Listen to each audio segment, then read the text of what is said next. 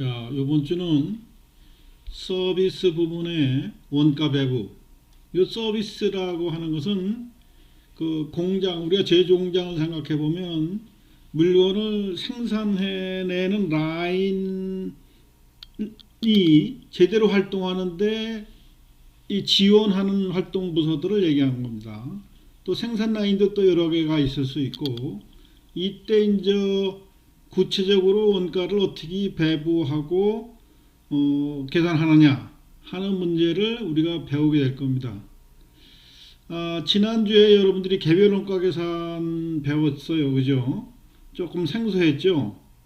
이게 뭐 계산이 어렵거나 이런 게 아니라 우리가 이제 소위 제조 공정, 기업 제조회사, 아니면 공장 내부의 구조, 이런 것들을 추상적으로도 어렵고 직접 현장을 본 적이 없기 때문에 이게 마음속에서 잘 그려지지 않을 겁니다. 그러니까 여러분들이 가까운 뭐 좀 아는 데 있으면 이렇게 견학해 보는 것도 좋고, 아니면 이걸 통해서 우리가 공장의 구조도 이해를 하는 겁니다.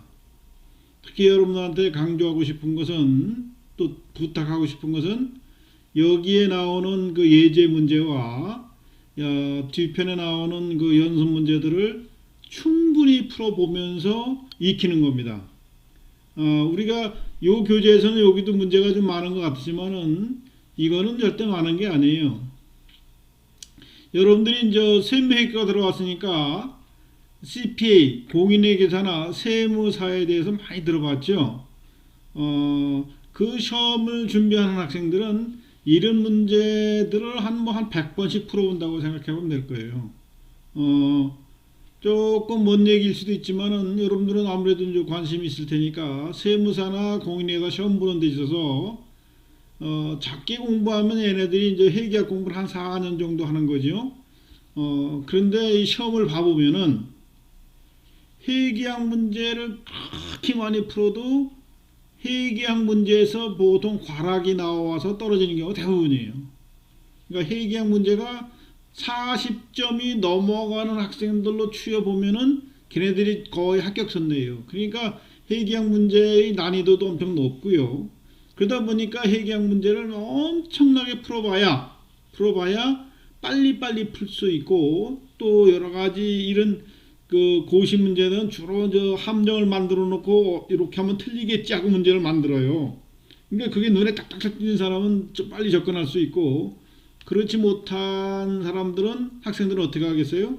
그러니까 문제 그냥 그 굴 속에서 헤매다가 그냥 시간이 가고 마는 거예요. 그래서 여러분들이 뭐 기업 가서 기업의 특성에 맞는 것들을 결국 적용하면 되겠지만은, 학교 때는, 배울 때는 다양한 공장의 원가 계산 방법을 다양하게 습득해 놓는 것이 좋겠죠.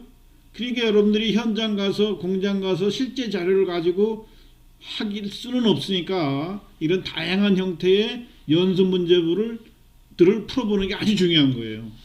그래서 내가 지난 시간에도 강조를 했지만은 꼭 연습 문제들을 풀어라. 또 예제와 연습 문제들을 충실히 풀어내고 연습을 많이 해야 이해를 하는 겁니다. 또 하나는 그 T계정 나오면 T계정 자꾸 그려보고 도식 있으면 도식도 계속 그려보면서 전체적으로 시각적으로 이해를 기억하고 이해를 촉진시키는 것이 중요한 겁니다. 그래서 강의에 들어가기 전에 지난 그 3장의 예제와 연습 문제들을 충분히 풀지 않은 학생은 그것을 다 풀고 와서 다시 강의를 하길 바랍니다. 수강하기를.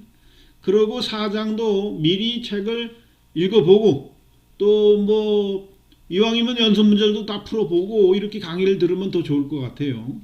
그렇게 해도 요 설명하는 시간이 사실 충분하지는 않습니다.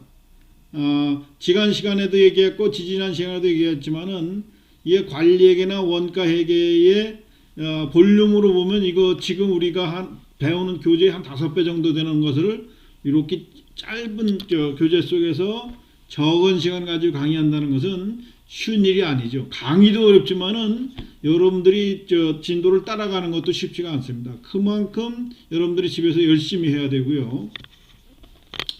그렇지 않으면은 이 수업은 여러분들 잘 이해하기 어렵습니다. 그러니까 산수가 어려워서 못하는 게 아니에요, 사실은.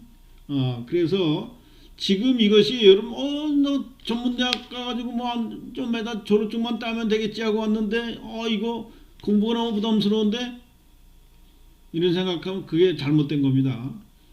이미 대학에서의 공부는 전문가 수준의 공부를 하기 위해서 배우는 거예요. 그죠? 전문가 수준에서 이걸 배운 것이 결국 사회에 나가서 여러분들이 이제 직업이 되고 살아가는 데 있어서 도구가 되는 거예요. 생애 도구. 옛날 같으면 칼로서 고기를 잡는, 짐승을 잡는 법을 가르쳐 주는 것이 학교에서의 공부입니다. 자, 그래서 여러분들이 예습 복습을 좀 철저히 해주길 바라고요. 이런 방법으로 공부를 한다면은 굳이 면대면 강의를 하지 않아도 충분히 학습의 효과는 높일 수가 있습니다. 자,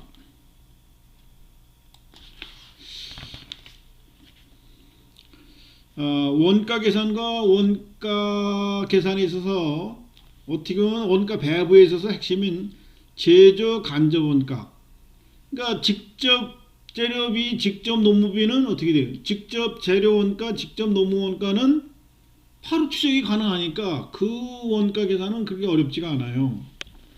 그러나 이제 우리가 어려운 것은 제조 간접 원가는 많은 원가의 발생 요인들이 있고 또 그 제조 간접 원가를 발생시키는 공장 내에서 여러 부문들이 있어요. 그래서 이것들을 이해하면은 우리가 쉽게 접근할 수 있고 이것을 왜 이렇게 해야 되는지를 먼저 이해해야 되겠죠. 그래서 거기서 쓰이는 용어를 좀 살펴보면은 원가 중심점, 코스센터라는 말이 있는데 이거는 원가들이 주로 어디서 발생하느냐, 어디서 발생하느냐. 원가를 뭐 발생하는 곳은 여러 개 있겠죠. 그러나 가장 중요한 부분들이 가장 많이 활동하는 발생하는 부분을 우리가 포인트를 둬서 이해를 한다면 쉽게 이해할 수 있겠죠. 자, 보세요. 제품의 여러 부문들이 직접 간접적인 기여를 통해서 생산에 기여한다 이런 뜻이에요. 그러니까 그 공장의 여러 부분들이 있어서 이 포인트들에서 제품을 만들고 하고 돈도 여기서 다 원가도 발생되고 하는 거예요. 그 포인트들을 발견해야 되겠죠, 당연히. 부문, 디파트먼트라는데 이거는 다음 그 그림에서 나오는 이런 것들을 이해하면 됩니다. 자, 이 그림 먼저 설명할게요. 자, 우리 이제 이게 공장이라고 생각하면 돼요. 공장. 공장에는 제조를, 그러니까 어떤 제품이 있으면 제조를 한 라인과 또 이 제조 라인이 잘 돌아가게끔, 생산이 잘 돌아가게끔 지원해주는 보조 부분들이 있는 거예요. 자, 이게 이제 공장 제보조 부분이 주로 생산하는 제조 공장 내부라고 생각하면 돼요. 그 안에 어떤 철강 제품을 하나 만들면은 이거는 뭐 모든 공장이 다 이런 게 아니고 철장 제품을 하나 만든다. 그러면 이게 우리 안에 의자를 만드는 공장을 생각해요. 의자를 만들려면 뭐예요? 그 철근 같은 것들을 이렇게 만들어 가지고, 그죠? 제 파이프나 이런 거를 그걸 절단하고 또 구부리고 여기는 좀 뭐 절곡 한다 그래요. 절곡. 그래서 이제 다 이 틀을 만들어서 그 조립을 해서 의자가 이제 만들어지면은 거기다 이제 또 도색을 해야 되겠죠. 도장이 도색한다는 소리예요. 이런 과정을 통해서 이게 뭐 이렇게 순서대로 가기도 하고 때로는 이쪽으로 왔다가 이쪽으로 갔다가 이렇게 갔다가 또 갔다가 이렇게 돼서 나올 수도 있겠죠. 자, 이러한 공장 내부 구조에 이런 부분들이 있다. 이걸 제조 부분의 여러 기능 부서들이죠. 그리고 보조 부분은 여기서 붙이 보조 경영 부분, 또 공장 관리부. 그러니까 우리가 이제 회사 조직으로 보면은 보조 경영부, 동력부, 수선부, 운반부 이런 게 있고 공장 관리 부분도 이렇게 구매부, 자재관리부, 원가부, 관리부 또 총무부 뭐 이런 것들 있어요. 또는 뭐 기업에 따라서는 뭐 법률부 뭐 이런 것들이 있고요. 자, 이런 데서도 다 필요한 인력들과 자재들을 아니면 여러 가지 소모품들을 소비하겠죠. 전력도 쓰고 수돗물도 쓰고 뭐 사무용품도 쓰고 때로는 뭐 복지후생비도 쓰고 뭐 이러겠죠. 이런데 발생하는 비용들 이것을 우리가 보조 부분이라 해요. 요거는 생산에 들어가는 여기에는 뭐가 있겠어요? 기계도 있고 생산직 그 근로자들이 있겠죠. 있고. 그래서 여기에서 보면 저 수선부나 또는 뭐 청소부 같은 것도 있겠죠.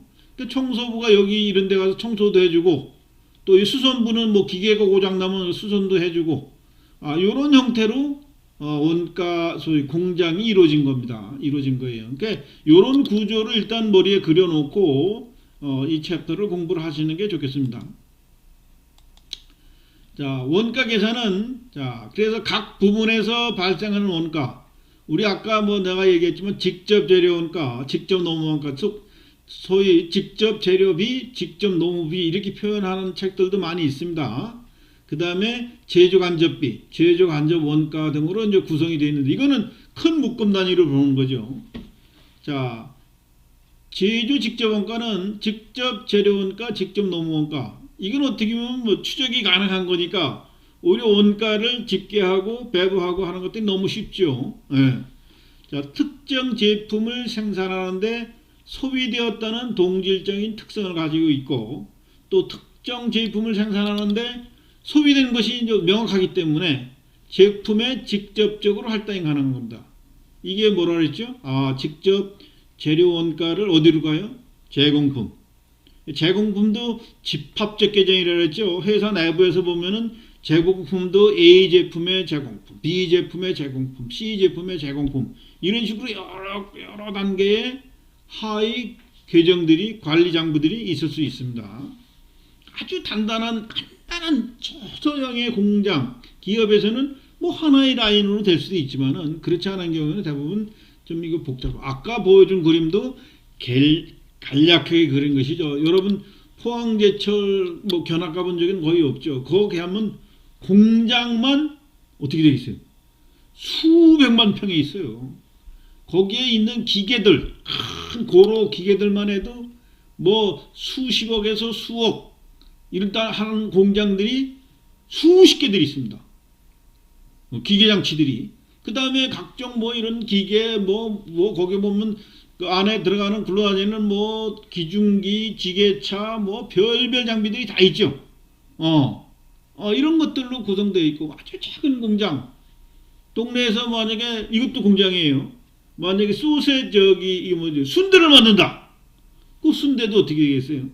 순대를 막 이게 뭐 대창자를 씻어 와가지고 거기에 해가지고 이렇게 말아놓고 또 속을 만들어서 거기다 딱 말아놓는 사람도 하지만 그 기계도 있겠죠. 이렇게 간단한 형태의 공장도 있는 거예요. 그러니까 여러분의 인식의 폭을 크게 삼성전자는 거기가 뭐예요? 주로 나오는 게 핸드폰도 있고 핸드폰도 종류가 많죠. 거기에 뭐가 또 있어요? 반도체 칩도 있죠. 얘네들 텔레비도 나오죠.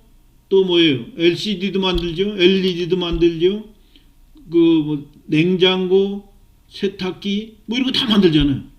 그러니까 공장이 하나가 아니라 삼성전자 같은 데는 수십 개의 공장이 있는 거 똑같아요.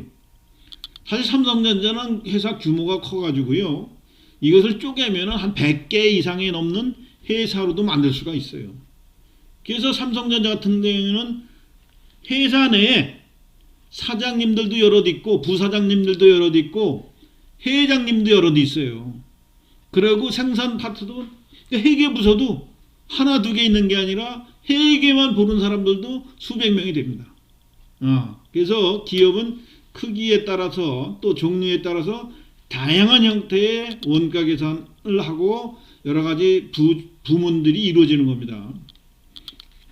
제조 간접 원가 계산을 복잡하고 어렵게 만드는 요소인데 결국은 여러 제품을 생산하는데 간접적으로 기여하는 이질적 특성의 원가 요소들을 구성하고 있다. 우리 아까 그 그림을 연상해 보면 되죠. 특정 제품을 생산하는 소비된 것이 아니기 때문에 제품에 직접적으로 할당하지 못하고 제조 간접 원가로 구성해서 이것을 할당한다 이런 얘기예요. 합리적인 배부 절차에 따라 특정 제품에 배부하는 과정이 아주 중요합니다. 그래서 그 배부 기준을 정하고 이 배부하는 절차에 따라서 원가 계산이 정확히 할 수도 있고 좀 엉성하게 할 수도 있다 이런 겁니다.